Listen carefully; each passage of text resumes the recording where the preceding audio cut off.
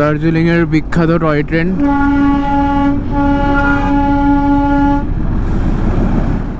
আমরা লাঞ্চ টাইমের আগে চলে এসেছি রেস্টুরেন্টে। রেস্টুরেন্ট বলছে এখনো রেস্টুরেন্ট খোলেনি, তাও বিরিয়ানিটা হয়েছে। পরের ট্রিপে আবার দেখা হবে, আর তার আগে মিট আপ হবে একটা। হ্যাঁ, মিট আপ হবে।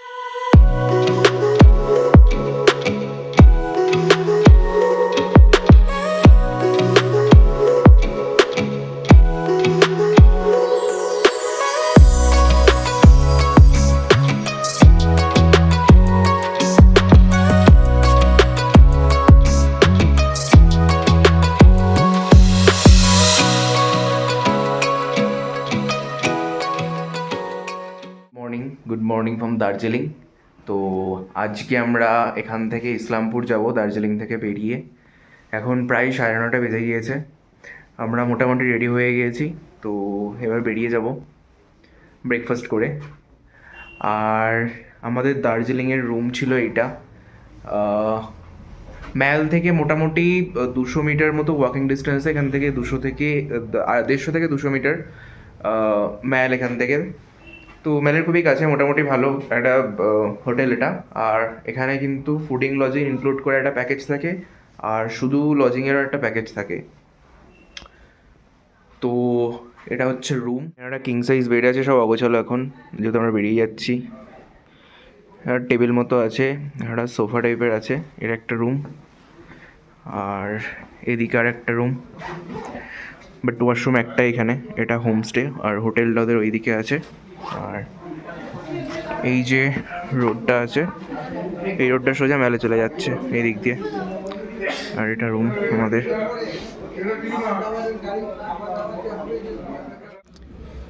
আমাদের সকালের ব্রেকফাস্ট, গরম গরম ম্যাগি, ধোয়া ওঠা সুপি। এই ছবি তুলতে ব্যস্ত, আর বুবাইতে অপেক্ষা করছে কখন খাবো। না না, আমার খারাপ লাগছে হচ্ছে ওরা খেতে পারলো না। হ্যাঁ, ওরা খেতে পারলো না, ছবি পাঠিয়ে দেবো। এটা যদি আমরা বলি সত্যি এটা মিস করলো ওরা, কিন্তু এত সুন্দর একটা ম্যাগি। দার্জিলিংয়ের বিখ্যাত টয় ট্রেন।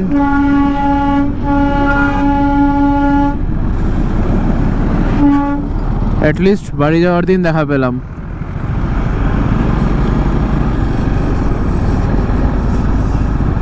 কালকে সারাদিন দার্জিলিংয়ে ঘুরলাম, তার আগের দিন এলাম, বাট একবারও মানে যেদিন এসছি শিলিগুড়ি থেকে সেদিনও একবারের জন্যও টয় ট্রেন এখনও পর্যন্ত দেখতে পাইনি। এটা ফার্স্ট টাইম। ও, এই আওয়াজটা না অসাধারণ লাগে শুনলে।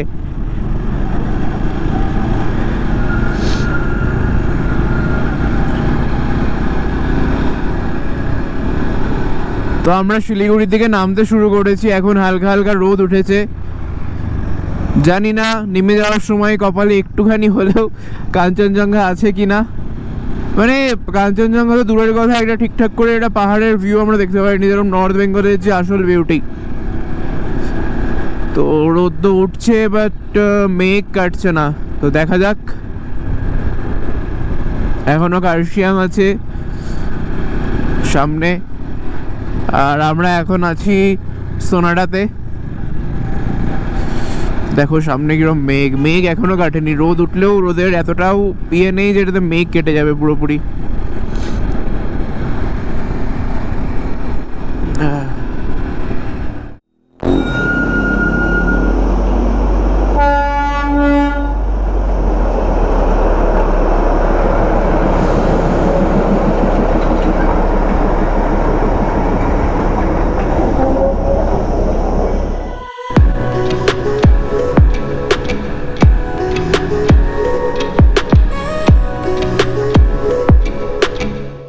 আই লাভ কার্শিয়াং লেখার একটু ওপরে। এখন হালকা সূর্য উঠেছে, আর ভালো একটা ভিউ দেখা যাচ্ছে।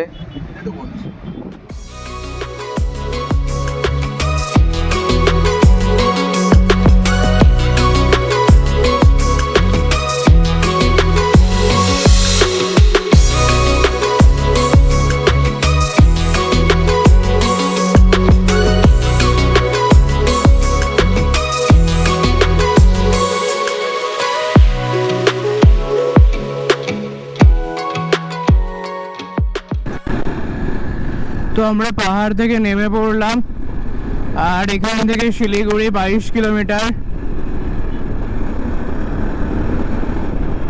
এখানে সব পরপর এলিফ্যান্ট ক্রসিং জোন আছে। এখন ঘড়িতে প্রায় 1-1:30 মতো বাজে, আর 1-1.5 ঘন্টার মধ্যে আমরা পৌঁছে যাব ইসলামপুর।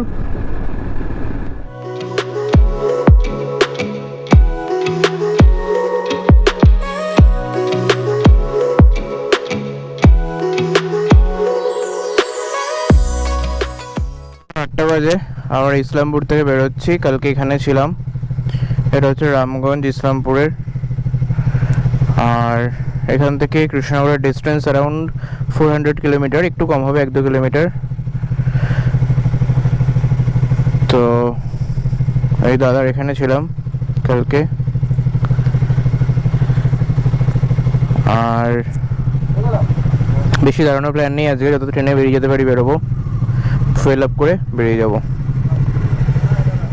আমরা লাঞ্চ টাইমের আগে চলে এসেছি রেস্টুরেন্টে। রেস্টুরেন্ট বলছে এখনও রেস্টুরেন্ট খোলেনি, তাও বিরিয়ানিটা হয়েছে।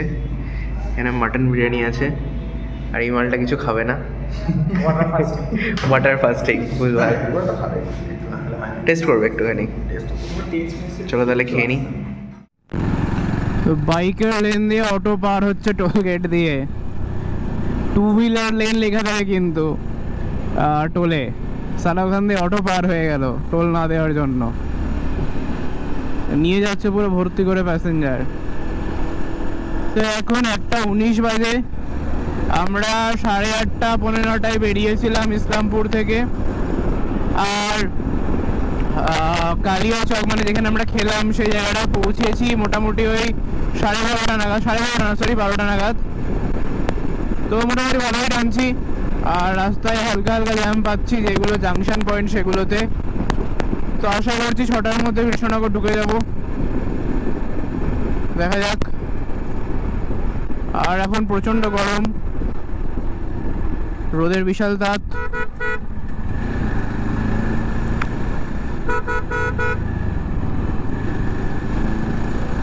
আর বিরিয়ানি খাওয়ার পর হালকা ল্যাদ ল্যাদ লাগছে, স্বাভাবিক ব্যাপার সেটা। চলো এগোই।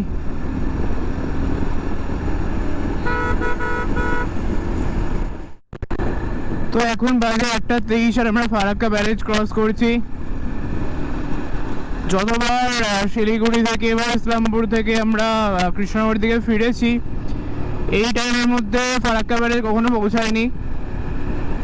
তো এবার অনেকটা এগিয়ে আছি। কি লাগছে চারিদিকটা, জলে বিশাল স্রোত, বিশাল,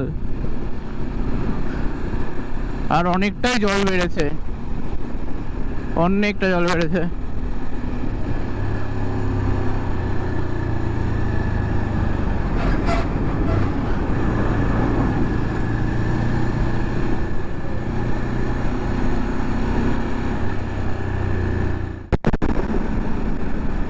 তো এখন বাজে 3:20, আর আমরা আছি বহরমপুর বাইপাসে। বাইপাসে ওঠার পর অ্যারাউন্ড 4-5 কিলোমিটার এসেছি, আর এখন হালকা হালকা ঝিমুনি পাড়ছে দুপুরে খাওয়ার পর থেকে। তো একটু আগে আমরা জল খেতে দাঁড়িয়েছিলাম, চা খাওয়া হয়নি, একটু চা খাওয়ার দরকার ছিল, বাট এত ডিহাইড্রেটেড লাগছে সেজন্য জল খেয়েছি শুধু।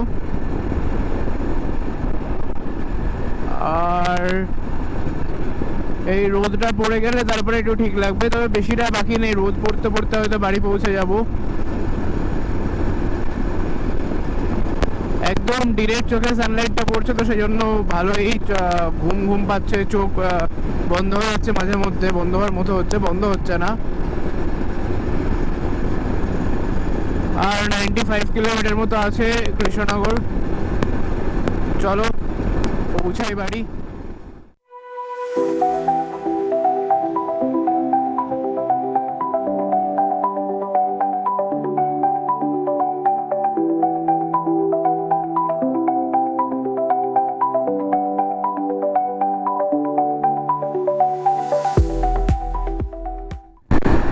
এখন ঘড়িতে সময় 4:19, আর এটা আমাদের জার্নির আজকে last toll plaza, Krishnanagar Baharampur toll plaza. এখান থেকে কৃষ্ণনগরের ডিস্টেন্স আর 25 কিলোমিটার মতো। আর এবার মানে সূর্যের আলো থাকতে থাকতে বাড়ি পৌঁছাবো হয়তো, আর বেশিক্ষণ লাগবে না। মাঝখানে কোথাও একটা দাঁড়িয়ে চা খাবো, তারপরে বোবাইদা বেরিয়ে যাবে, আর আমি আর মৃন্ময়দা ঢুকে যাব এ হচ্ছে কৃষ্ণনগরের দিকে।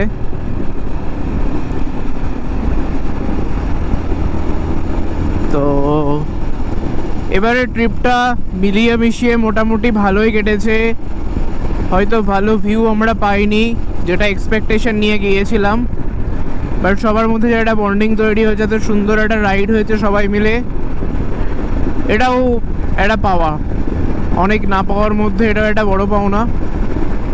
তো আশা করি আবার একসাথে আমরা রাইড করব ভবিষ্যতে। আমরা মায়াপুর মোড়ে দাঁড়িয়েছি, এখনও সূর্যের আলো আছে, আর এখান থেকে আমরা আলাদা হয়ে যাব। বুবাইদা চলে যাবে নবদ্বীপের দিকে, আর আমি বাড়ি। তাহলে পরের ট্রিপে আবার দেখা হবে, আর তার আগে আর মিট আপ হবে একটা। হ্যাঁ, মিট আপ হবে। চলো তাহলে, সাবধানে যেও, ঠিক আছে, টাটা।